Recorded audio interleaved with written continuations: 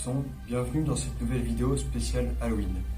Aujourd'hui, je vais raconter des légendes urbaines qu'on se racontait entre amis quand on était petit.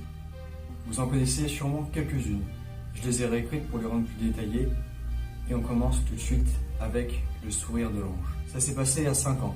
Un garçon a été retrouvé traînant dans les rues. Il avait ses lèvres tranchées, donnant l'impression qu'il souriait constamment. La police lui fit passer un interrogatoire. Cet enfant s'était échappé d'un orphelinat pour rejoindre ses amis qu'il voyait depuis la fenêtre de sa chambre. Pour faire partie de leur bande, il devait s'adresser à quelqu'un qui s'appelait l'ange souriant. C'était lui qui veillait à ce que les enfants soient constamment heureux. Le petit garçon l'a décrit comme portant un long manteau noir, à haute forme, des lunettes et comme souriant sans cesse. Quand l'enfant alla le voir, il se montra très agréable. Il l'installa dans un fauteuil très confortable et lui donna beaucoup de friandises. Ensuite, il sortit sa baguette magique et fit ce que l'enfant attendait depuis toujours. Il traça le sourire de l'ange. Il avait bien réussi. Les commissures de ses lèvres étaient prolongées jusqu'aux oreilles. On pouvait voir sa langue et ses mâchoires. L'expression sourire de toutes ses dents était parfaitement illustrée. Le garçon mourut d'une infection quelques semaines plus tard. Quant à l'ange souriant, on raconte qu'il se déplace de ville en ville avec sa bande d'enfants. D'ailleurs, si votre petit frère ou votre petite sœur est omnubilé par la fenêtre donnant sur le jardin ou la rue, méfiez-vous.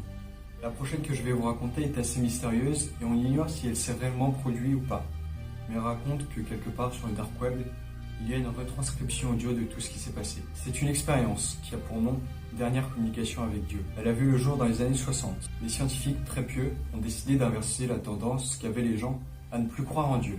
Ils ont fait passer des tests pour savoir quel patient était le plus réceptif et le plus apte à communiquer avec Dieu. Le cobaye parfait était un vieil homme qui n'avait plus aucune raison de vivre, puisqu'il n'avait plus aucune famille et sa femme était décédée il y a plus de 20 ans. On fit une opération qui coupa toutes les connexions sensorielles nerveuses avec le cerveau. Ainsi, il ne pouvait plus voir, plus entendre, plus goûter, plus toucher et plus sentir. Ainsi, isolé du monde extérieur, l'homme pouvait accéder à l'au-delà. Les premiers jours, il annonça d'une voix presque incompréhensible qu'il entendait des voix. Les scientifiques mirent ça sur le compte de la folie. Quelques jours passés, quand soudain, il se mit à hurler. Il disait que sa femme décédée il y a 20 ans était en train de lui parler. Encore une fois, les scientifiques le pensèrent fou. Mais lorsqu'il commença à donner des noms de proches décédés des scientifiques, ils comprirent qu'ils avaient réussi. Pendant une semaine, l'homme se tut au point qu'on le crut dans le coma.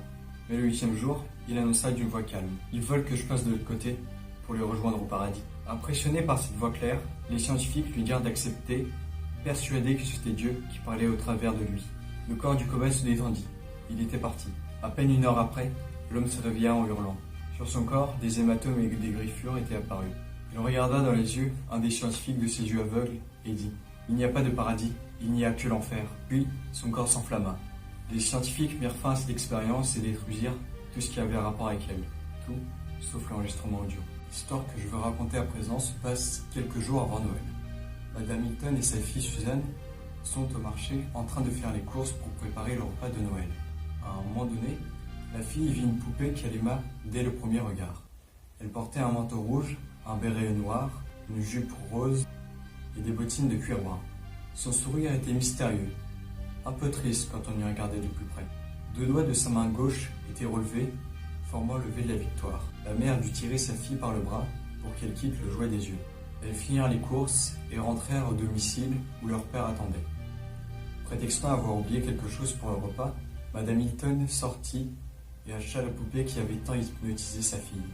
3 jours plus tard, en ouvrant ses cadeaux de Noël, Suzanne découvrit la poupée qu'elle avait vue au marché. Elle se jeta dans les bras de ses parents en les remerciant. Suzanne et sa poupée étaient devenues les meilleures amies du monde. Dès qu'elle avait du temps libre, elle jouait avec. 2 jours après qu'il ait reçu la poupée, sa mère l'appela. Quelqu'un l'a demandé au téléphone. Elle prit le combiné et une voix lui dit « Ne joue jamais avec la poupée après minuit ». Puis la voix raccrocha.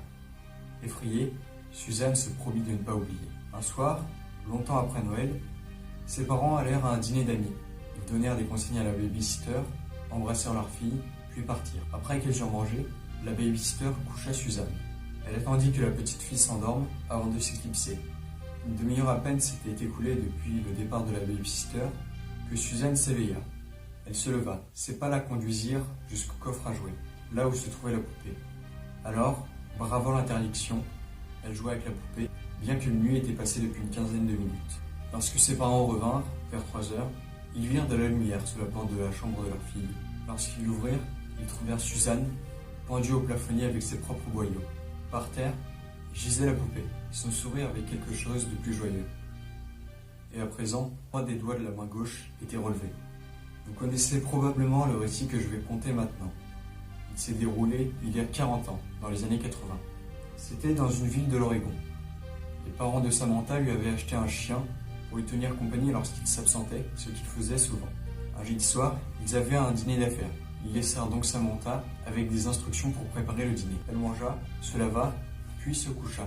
Elle lut un peu, puis éteignit la lumière. Alors, dans la grande maison, retentit un son. Le son que fait un robinet mal fermé. Samantha se leva et descendit au rez-de-chaussée. Elle alla dans la cuisine et vérifia que le robinet ne goûtait pas. Il était bien fermé. Bizarre. Elle remonta dans sa chambre. En s'allongeant, elle glissa la main sous son lit.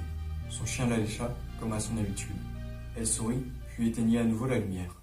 Mais le bruit ne s'était pas arrêté pour autant. Cette fois, elle traversa le long corridor pour se rendre dans la salle de bain. Le robinet était fermé. Elle se tourna vers la douche. Elle tira violemment le rideau. Aucune goutte d'eau ne tombait du pommeau. Terrifiée, elle se dépêcha de retourner dans sa chambre. Le cœur battant, elle remonta sur son lit. Elle laissa pendre sa main. Comme à son habitude, son chien la lécha. Loc. Samantha tendit l'oreille. Le bruit était tout proche. Il semblait même venir de la chambre. Elle se leva, cherchant du regard où tombaient les gouttes. Ses yeux rencontrèrent une silhouette massive et sombre. L'armoire. Elle s'en approcha lentement. Elle saisit la poignée et la tourna. Samantha hurla. Au bout d'une corde se balançait son chien éventré. Et sur l'intérieur de la porte, il y avait écrit « Les humains aussi peuvent lécher ». À présent, place à la dernière histoire. Celle qui m'a sans doute le plus terrifié quand j'étais enfant. Elle se nomme « Le Tueur ». Ça se passe de nos jours dans une ville tranquille. La famille que nous allons suivre est la famille Martin. Il y a le père, la mère et les 2 fils, Jonathan et Clément. Un soir, après avoir dîné, les enfants montèrent se coucher tandis que les parents regardaient la télé. Peu après 22h, ceux-ci remontèrent dans leur chambre. Leurs enfants dormaient et ils décidèrent de les imiter. Vers 1h du matin, Clément, le cadet, se réveilla à cause d'un bruit qui l'avait tiré du sommeil. Il venait de dehors. Il entrouvrit les rideaux pour jeter un coup d'œil dans la rue. D'abord, il entendit ce son. Ça faisait... Puis, il le vit. Un homme de petite taille à première vue. Mais lorsqu'il passa sous la lumière d'un lampadaire, Clément faillit défaillir. L'homme avait les jambes tranchées au niveau des genoux. Pour avancer, il tenait 2 longs couteaux dans ses mains, qu'il plantait entre les pavés, puis il propulsait son corps en tirant sur ses bras. C'était de là que venait le bruit. Les 2 pompes mettaient les couteaux qu'il abattait sur le sol, et le résultait du corps estorpié qui glissait sur les pavés. Le pire n'était pas ça. Le pire était les lames de couteau qu'il avait greffées sur son front et ses tempes. Clément, terrifié à la vue de cet être difforme, alla réveiller son frère. Jonathan grogna, mais lorsqu'il entendit le ton paniqué de son frère, il se réveilla directement. Il se glissa jusqu'à la fenêtre. Il laissa sa vision s'adapter à la faible clarté de la rue. Quand ce fut fait, il vit ce personnage monstrueux et se rendit compte que celui-ci le regardait. Il fit un rictus. Jonathan se rejeta en arrière. Au rez-de-chaussée, la porte d'entrée trembla avec fracas. Les 2 frères regardèrent par la fenêtre la cause de ce vacarme, même s'ils le connaissaient déjà. L'homme, à l'aide de sa tête, tentait de briser la porte. Il la rejetait en arrière et la ramenait en avant le plus vite possible, faisant voler des copeaux de bois. Avant qu'ils ne purent intervenir, la personne dévalait les escaliers en se plaignant du tapage. La dernière chose que les frères entendirent, c'était le cri d'agonie que poussait leur père. Dans la chambre d'à côté, la mère se retourna dans son lit, seul être encore endormi dans la maison, dû au somnifère qu'elle prenait depuis 2 mois. Les marches grincèrent lorsque le fou se mit à grimper. Il allait bientôt arriver. Jonathan réfléchit le plus vite possible. Clément et lui devaient trouver un endroit où se cacher. Il leva les yeux au plafond. Parfait. Il verrouilla la porte et dit à son frère de l'informer lorsque le fou serait en haut des marches. Debout sur une chaise, il s'efforçait d'ouvrir le grenier. Le vieux verrou rouillé était bloqué. Clément jeta un coup d'œil vers son frère et chuchota. « Il arrive !» Jonathan réussit à ouvrir la trappe. L'échelle se déplia lentement. Clément se précipita vers elle et la grimpa, précédé de son frère. Celui-ci eut à peine le temps de refermer la frappe que la porte volait en éclats. Le fou pénétra dans la chambre, traînant ses moignons de jambes. À travers la fine cloison qui menaçait de s'effondrer à chaque moment, les 2 frères entendaient un vacarme assourdissant. Alors, une voix féminine endormie s'éleva. « Jonathan, Clément, C'est quoi ce vacarme? Le fou, lui aussi avait attendu. Sorti de la chambre avec son sinistre... Un cri retentit, suivi d'une chute et d'un bruit d'os brisé. Clément laissa couler ses larmes sur le plancher pourri du grenier. Il savait ce qui venait de se passer. Les marches grincèrent encore une fois. Après avoir tué tous ceux qu'il avait trouvés, il s'en allait. Il y avait encore des êtres vivants dans cette maison.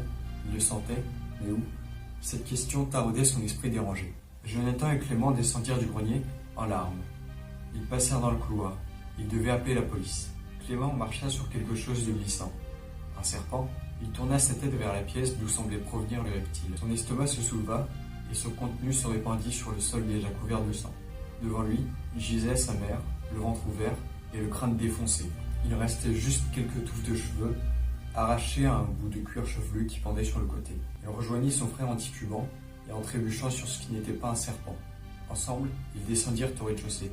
Jonathan arriva au salon et marcha sur un débris de verre. Sa vision s'éclaircit instantanément. Sur la table étaient disposés les bols de chocolat chaud et les tartines beurrées, préparées la veille par les parents et qu'il suffisait simplement de réchauffer. À la surface d'un des bols de chocolat chaud flottaient 2 grosses billes. Derrière lui, Clément poussa un gargouillement. Il tendit le bras en montrant l'horloge. À la place du pendule, il y avait un humain. Son ventre avait été lacéré. Ses orbites vides fixaient un point derrière les 2 frères. Cette fois, ce fut à l'estomac de Jonathan de se vider. Clément lâcha un filet de billes amères. Jonathan se traîna jusqu'au téléphone, laissant des traces ensanglantées derrière lui. Il composa le 17. Une voix le questionna. « Police nationale, quel est votre problème ?» Le garçon ne put répondre. Il venait d'entendre, venant de la cave, un son qui l'emplit d'effroi. Il faisait... Voilà, j'espère que vous avez apprécié cette vidéo. Moi, j'ai adoré l'écrire et me rappeler tous les frissons que j'avais eus en fait quand j'étais petit en les entendant. Ça change du format que j'ai l'habitude de faire pour les vidéos Halloween. En tout cas, ça m'a apporté pas mal de frissons et forcément de la nostalgie. Surtout, n'hésitez pas à partager, ça me ferait vraiment très plaisir. J'ai travaillé pas mal de temps sur l'écriture et j'en suis très fier. Je vous souhaite une bonne fin de soirée et on se retrouve demain pour une vidéo qui me tient elle aussi très à cœur.